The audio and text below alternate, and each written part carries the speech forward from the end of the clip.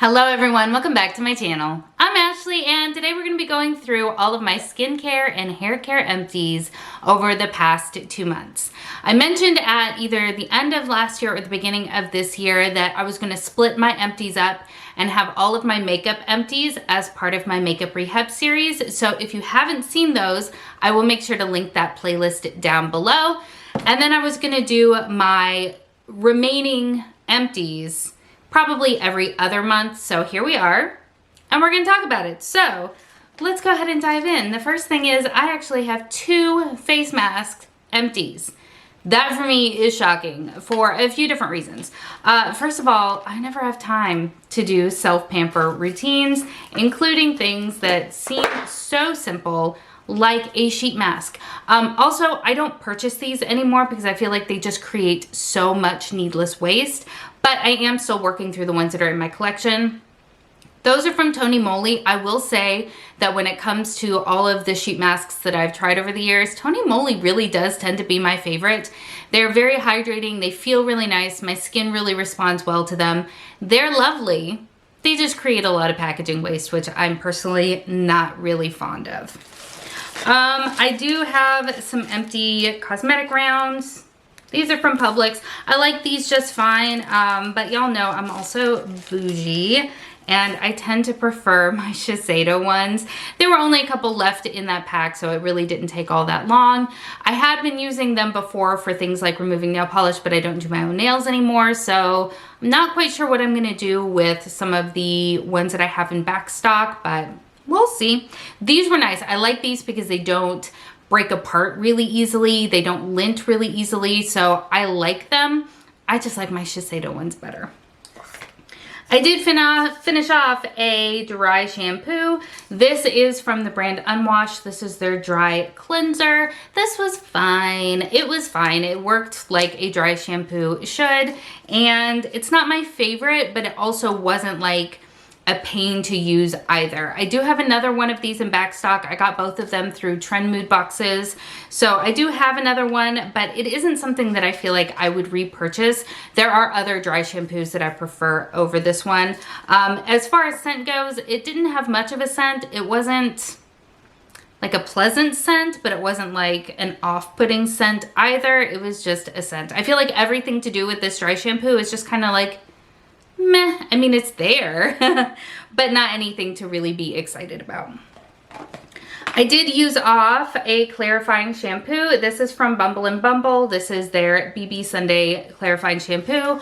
I loved this. I tend to only wash my hair once, maybe twice a week, depending on what's going on. And so a clarifying shampoo is, for me, a great first step to help remove some of the buildup and product that will have accumulated over that time frame. This worked really, really well for that. Never left my hair feeling stripped or parched, but it did create a cleaner base for my shampoo to then go in and finish the job off. I'm a double cleanser when it comes to a lot of different areas, and for me, this just feels like the first step in a double cleanse routine, and I enjoy it. I'm using something different right now. I've only used it a few times, so I don't have much of an opinion on it, but this is one that I would definitely repurchase. It lasted me a really long time, and I did enjoy it. Oh, I finished off my beloved Pharmacy Green Clean Cleanser. This is, again, a pre-cleansing step. It is a makeup removing balm, and it is my favorite. I absolutely love it. It smells fantastic in my opinion.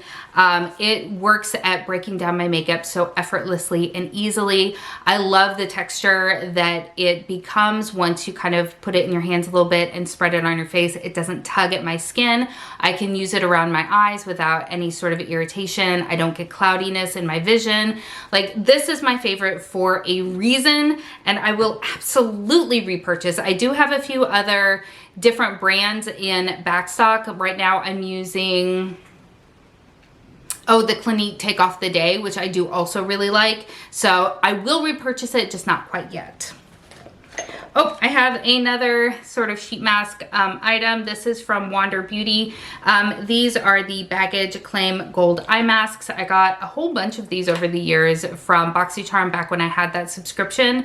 And here lately, I've had a lot of irritation around my eyes. It gets really just dry and scaly and painful around the edges of my eyes. I think I figured out most of the culprit. So I had been using a face wash, and I'd been using it for a little while, but it was kind of like an off and on sort of thing. I was using it to help stretch out my Tatcha cleanser because that one is so stinking expensive, and it has a little bit of an physical exfoliant in it. So I thought, okay, I'll use that one day and then I'll use this other one the next day, and I'll kind of like alternate back and forth.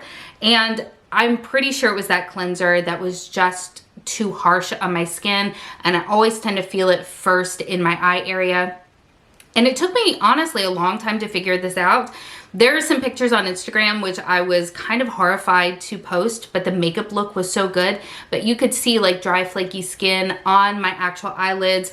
I was using some heavier eye creams to help hydrate that skin and kind of make it nicer again. And it never occurred to me that it was the cleanser because I had been using it for a while. So ever since I have stopped using that cleanser, they have started to get better. In sort of the creases of my eyes along the side here, that's also where my eyes will water due to allergies. So that's an additional culprit, which I can't do anything about, but my eye health in general, or the skin at least, has improved dramatically since I've stopped using that cleanser. So I used those little eye masks one day when they were just incredibly raw, and they were really helpful and I liked them. But again, they create a lot of packaging waste. I have this little guy right here. This is from L'Occitane. This is their Amande Supple Skin Oil. I will not attempt to say any of the things that are in another language. I loved this. I loved this. I, in fact, looked at purchasing a full size, and it is far too expensive for me to be able to justify. I had no idea that I needed a body oil in my life until I put this in my 50 Shades of Green project pan and used it and loved it. And now I'm looking for a more affordable alternative. This sunk into the skin almost immediately. It was never greasy. I never had to worry about like putting on clothes afterwards and having like transfer or anything like that. This was fantastic. I really liked it. I finished off a body lotion from Bath & Body Works. This is in their Scent Joy. Such a nice scent, such a nice scent. But yeah, definitely love this. I think I've got at least one more in backup, if not more. I really went crazy for this scent at the end of 2021, I believe is when this came out. And I really enjoyed it. I bought a whole bunch of stuff from it. I feel like it's much more of a winter scent. It's a lot heavier. Obviously, I mean, it's in Christmas packaging.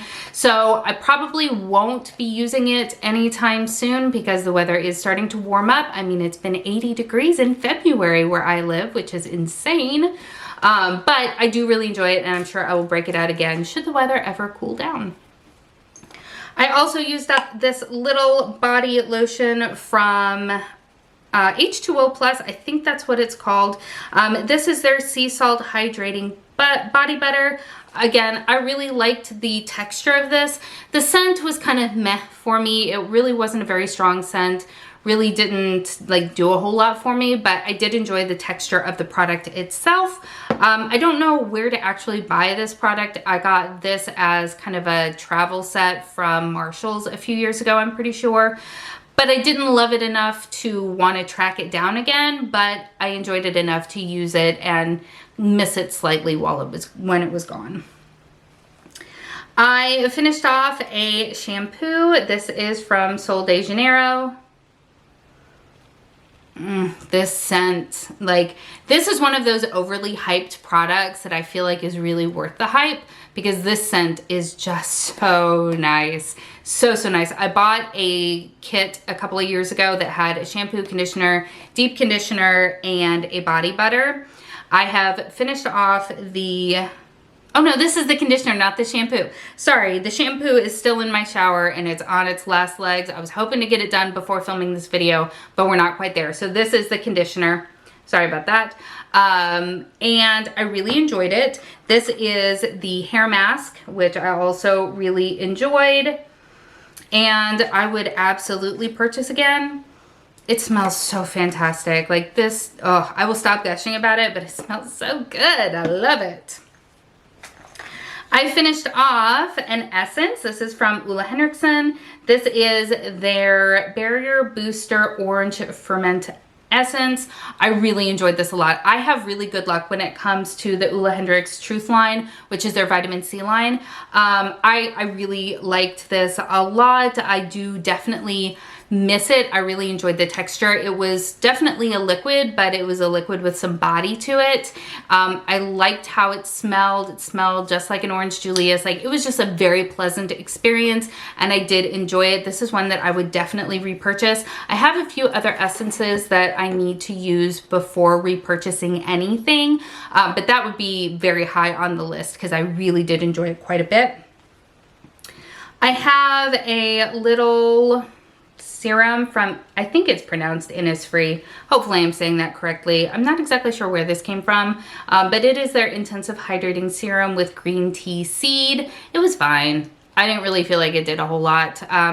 I used it up, but I didn't miss it once I didn't have it. In fact, it kind of came upstairs to do an update for my 50 Shades of Green project pan and stayed up here for months on end, and I didn't even miss it or think about it, and then pulled it back in to get it finished off. So definitely not something that I would purchase. I don't necessarily think it's a bad product. I just don't think it's a product for me.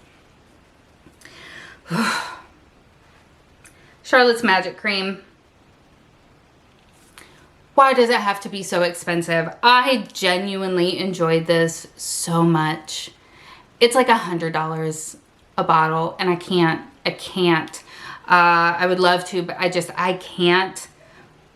But I really enjoyed it. My skin really liked it. It was very nourishing without being too heavy. It was just wonderful. I don't love the scent nearly as much. I don't dislike it, but it's not like my favorite scent. But the formula on this was just so nice. It was luxurious and pillowy, and my skin loved it. And I was very sad when I scraped the last little teeny weeny little bit out of there. I also finished off a little sample from Tula. I love the packaging for Tula. This color is just so happy to me. But this is their 24/7 Moisture Hydrating Day and Night Cream. It was fine. It was fine. Nothing special. Probably not something that I would purchase because, again, it's just kind of meh in my book. Not bad, not good, just there. I did finish off 2 little foil samples just because I had them. I remember really liking I think the brand is Dam Dam. This is their Mochi Mochi Luminous Cream. I did like this quite a bit. And then from Pharmacy, this is their Halo Honey Ultra Hydrating Ceramide Moisturizer. I like this as well. So both of those, I feel like were positive, but they're gone. And then finally, I actually finished off 2 little perfume samples. I'm trying to do a better job of making sure to use these guys up. This one is Prada Candy. I've used up Prada Candy before. It's fine. It's not my favorite scent, but it's not a bad scent either. It's definitely very kind of springy, summery. So this was fine. The one that I actually really enjoyed a lot and is now on my Sephora wish list is this one right here. This is from Valentino. This is the Born in Roma Coral Fantasy, and I really liked it. So that is something that might make an appearance in my life at a later date, like the Sephora sale. So those are all of the items that I have used up over the past 2 months, and I will have, of course, a grand total up here because I do like to keep track of such things. If you've enjoyed this video, I hope that you'll give it a thumbs up and consider subscribing before you leave, and let me know, what have you used up over the past 2 months and would you repurchase it? I love hearing those things from you, or just saying hi in general.